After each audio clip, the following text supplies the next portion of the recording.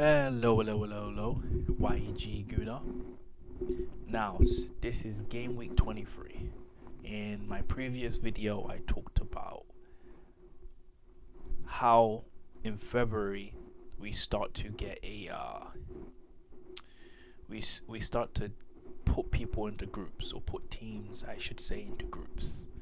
It starts to formulate those groups slowly, and then in March, that's when there's a real differentiation within the groups, right? So you get your title challengers, your people that are okay, they're not in a title challenge but they're trying to get into the top four. Usually what would happen with the Premier League in the last couple of years is that there'll be two teams, mainly City and Liverpool. Last year Arsenal and City, and then the other two teams will be fighting for top four. In the last video I said that the title race, or the title challenge, is a four-horse race. It seems like any of the Cowboys or anyone that deals with horses will know, when a horse steps into a sinkhole, yeah, that's an issue.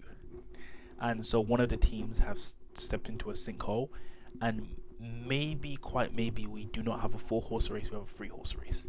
Let me get into the games.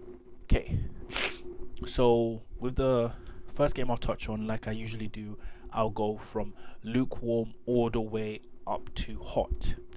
And with the lukewarm, we have to start with City. City played Brentford. Brentford is supposedly a bogey team for them. I believe it's one of those things where this whole season they've been conceding weak goals, and this whole season sometimes they've been conceding like, for example, Luton, they conceded early, came back into the game, right? It's a game we believe that they were going to win. You have the early drama, like, oh, are they going to drop points? And they never end up doing so because it's Man City.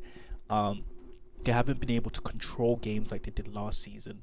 Last season, what Pep did is that towards the latter stages of the season, or towards the part where it's the business end, he employed a system where he would play 4 centre backs. Sometimes he actually played 5 centre backs, and instead of having attacking full backs, for example Cancelo, he would change it to a control system where you have centre backs that are really good at ball playing, so they can keep the ball better and defend better. We're seeing maybe he's trying to figure out something else, because everyone's inverting now. Everybody's inverting, and I feel like Pep is trying to figure something else out to help him inside the title challenge. I do believe that City are the favourites. City, in my opinion, on paper, as an Arsenal fan, it pains me to say, I don't believe in them. I don't have any, like, oh yeah, they're going to win the league, but logically speaking, they're going to win the league. I obviously believe my team's going to win the league. I'll get into that later. But what we saw in this game is basically basketball match. That new system is in play. We don't know if it's good, don't know if it's working, but Pep is definitely cooking something. And Phil Foden really was, like, we've always had these discussions, or not we, but like fans have always had these discussions, putting Rashford, Mount, Saka and Foden in this thing where we see who's the best out of them. Personally, I don't care. Saka is on my team. He's a great player. I don't care if he's better than Foden or not. I care if my team wins stuff, right? Or if he contributes to my team winning. I could care less if he's better than Foden, because him being better than Foden does not get me trophies. But in this game, we did see Foden show that maybe I am the person to take the lead after Kevin De Bruyne is gone. And Kevin De Bruyne kind of wasn't that great in this game, so yeah, I mean, he got an assist, and they're not great by his own standards, I would say. So then I'm going to move on to the next game, which technically speaking, this is hot for me because I enjoy it whenever West London Cowboys lose a game. Or sorry, wrong name.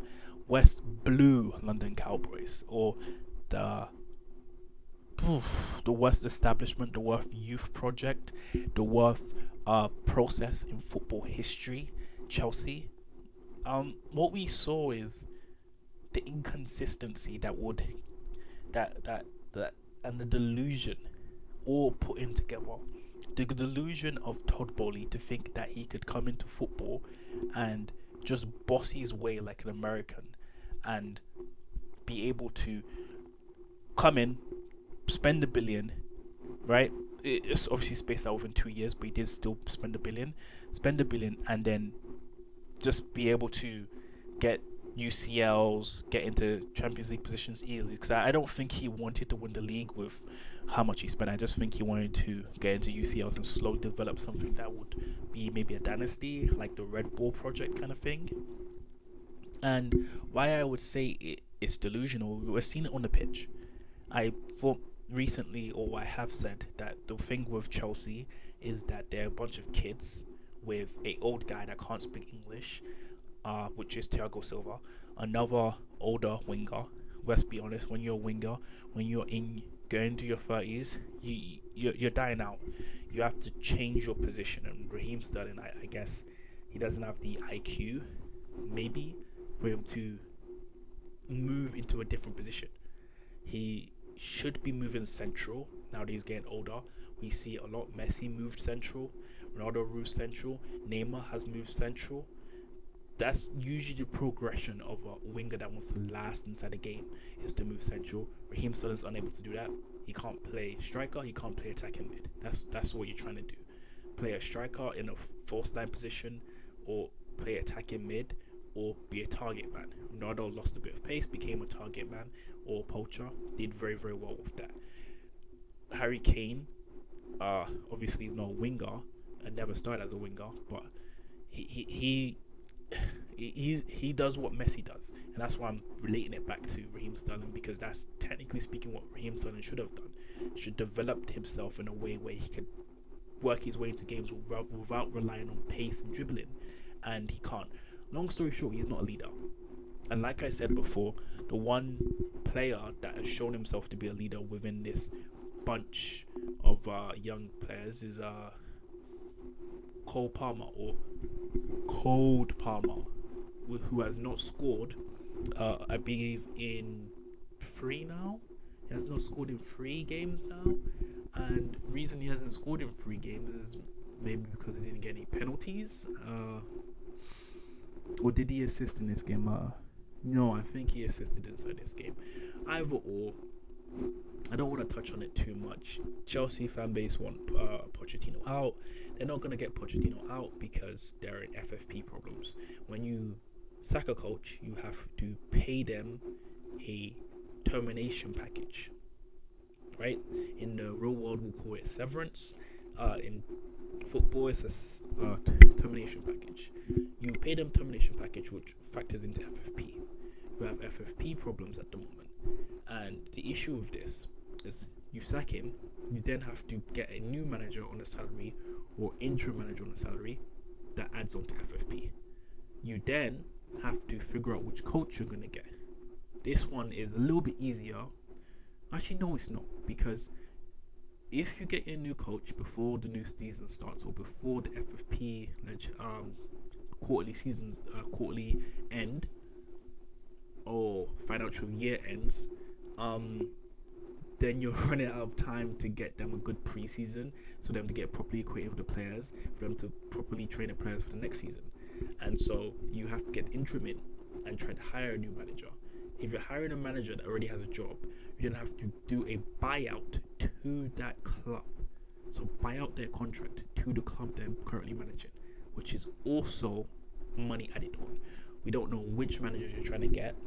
I would say you're trying to get a elite echelons of managers. So, like I would say, there's okay managers, elite managers, world-class managers, right? And personally, I believe that Chelsea needs someone more structured, because these are young players. They need to have quite a bit of instruction, because they don't know what they're supposed to do. You're seeing that with Caicedo, you're seeing that with Enzo Fernandez. It's not that I keep hearing this notion that they're being played out of position. I don't think they're being played out of position, because you're a midfielder, which means that growing up you've played everywhere in that midfield, so that we know your perfect role, which means you can play everywhere.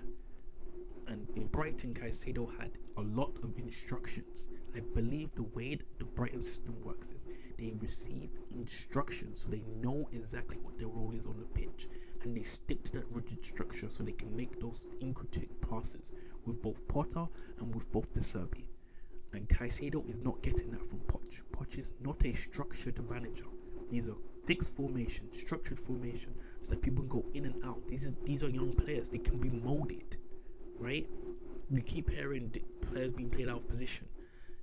This should not be a problem for the Chilwell, who they say keeps playing left wing. Let's be honest. Chilwell is not the greatest defender. When you play as a fullback and you're not that great of a defender, but your greatest attributes are your attacking attributes, that means you were a failed winger. So him playing out of position should not be a big deal. The reason it's a big deal is because Pochettino does not have a fixed structure. He has a style of play, but it does not have a fixed structure. And long story short, they need to get someone like Thomas Frank. Get someone like Thomas Frank that can give them a fixed structure. Not De Zerbi. De Zerbi will be a little bit... It is a structure, it is a style, but you need someone that will be a little bit more rigid in both defense and attack, and give them fixed instructions. And I believe Thomas Frank will be the right person for it. He has the charisma, he has the look of a elite manager, and I think maybe next season there will be a good chance for it. Now, I still believe that Chelsea have what it takes to get top, not to get 7th place. I believe that's what they should be aiming to do. But the problem is like I said before, if they sack Pochettino, they run into FFP problems. If they do sack him, they have to get a new manager quickly, which then piles on this snowball effect of this West London Cowboys blue that Todd Bowley started when he took over this regime. Now I'm going to move on to Manchester United. Manchester United, I'm just going to talk on 2 players because I don't want this video to be too long. I want to keep it within the 15-minute mark. So I'm going to talk on 2 players. One is Rasmus Højlund. I'm pretty sure that in a tweet I had said that United players should stop, well, not players, fans should stop attacking Rasmus Højlund, but get behind him. He's young. He's going to a big club. Your jersey, the weight of your jersey is ridiculous. It reminds me of when Goku used to wear all those weighted clothes before he fought. And when you then add pressure on him because he hasn't scored goals, but he's been performing well, he's obviously been training well because Erik ten Hag has been picking him. It's like adding Piccolo's turban on top of all of those clothes. And what you're seeing now is that after he's fought, this guy fought to get a couple of goals. He's slowly removing all of that weight of that jersey. And I do believe he can get 10 Premier League goals. He can get 10, and for his first season in the Man United shirt, that's good. He also only scored 11 for Atalanta. So I believe that's good, but we're talking about Premier League goals. He scored more goals than 4. He has scored more goals than 4 goals. I believe he was a top scorer in the UCL before you guys disgracefully got knocked out. And I say disgracefully because it was disgracefully. You're in the English Premier League. We expect you to do better. You came third in our league. You disgracefully disgraced the Premier League by coming last. And the second player I'll talk on is Garnacho. I don't know what's going on with Erik ten Hag. I don't know if it's a performance he's doing for Ineos. Ineos has come in. He's like, I need to fight for my job, and I need to start coaching better, and I need to start making better decisions with the lineup, better decisions with my style of play. But you're slowly seeing somewhat of style of play with Man United, and Garnacho is thriving in it. He really is. I really like him off of that right hand side, and I believe Di Maria said to him he should stop doing Ronaldo celebrations. Okay, he should do more celebrations like Messi. Okay, I think that's incorrect. I think the way Garnacho is going right now in his career, he has seen Ronaldo play. He must have grown up looking at Ronaldo. He's made decisions to be at Manchester United. He should continue to do what he's doing. Erik ten Hag, please, for the love of God, keep doing what you're doing at this point in time for Garnacho. I am not a Manchester United fan, but he is a joy to watch. And the celebrations he did, they did put a smile on my face. It is very hard in Canada to watch Premier League games. When you wake up this early, you like to be entertained, and Garnacho did that for me. And I only want to be entertained by my rival fans. I do not want to be entertained by my club. And that is a nice transition to my club.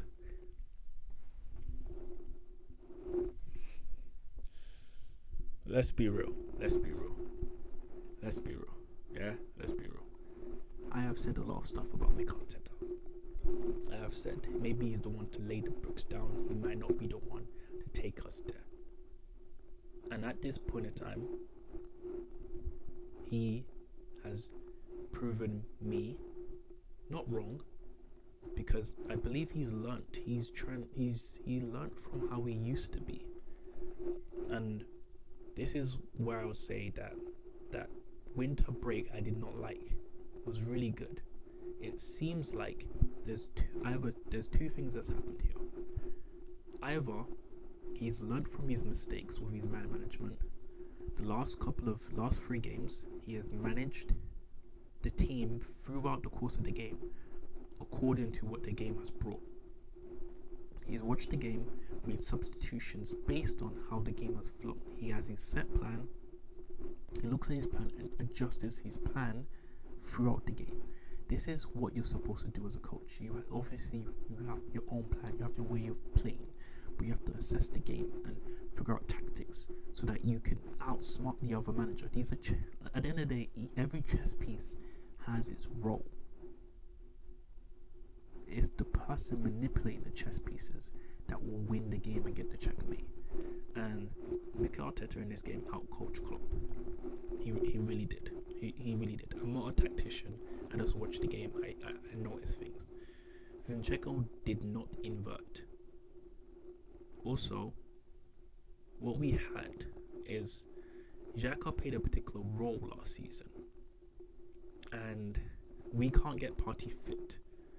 So what we've done, instead of having Odegaard slowly play off of the right, we focused our efforts onto our left-hand side, or Liverpool's right-hand side, because that was the weakest side, because they have a defender in Alexander Trent-Arnold who is not the best defender. So we had a double pivot with Declan Rice being the furthest person back, not making progressive passes, but being more of a destroyer, a box-to-box destroyer, and making the safe passes to Jorginho, who will break lines. And I said it previously, where Arteta was mixing his controlled style with the style he had last season. And so what you would get is we'll make our way through the back, and then give it either to Jorginho, who was playing as more of a box-to-box, but a direct passer, and Jorginho will make passes directly cutting through lines. Odegaard will do the same thing, but in more of an advanced role, playing both central and off of the right, which he normally doesn't do. He normally comes deep, picks up the ball there, and plays solely on the right, attacking, making Saka go as an inside forward, which, yeah. So we played more on our left-hand side versus our right-hand side, and you see that with the way we got Gabriel Martinelli to really attack Trent, but Trent wasn't in that position. It was Konate. Konate had to do both the right back's job and the centre back's job, and Van Dijk will kind of be like a libero, trying to find pockets of danger and read it out before it happened, which worked to the detriment of them. Like, it was really just a masterclass from Arteta. And to conclude, what I believe has happened now is the percentage of Arsenal being able to win the league has increased. It's increased. And the percentage of City winning the league also has increased. And where I was talking about the nitrox that Liverpool have, that they used when Klopp announced he's leaving, I believe that nitrox at this point in time is now used up. It's done. They will continue to win games at Anfield, but they're going to lose to Manchester City in Anfield. When they lose to City in Anfield, that will cement the title for City. In my opinion, that is the most logical thing. I do not believe it's going to happen. It's just the most logical thing to happen based on the fact that City are beating all of their bogey teams. City will also play Spurs and also beat Spurs in Tottenham Stadium again.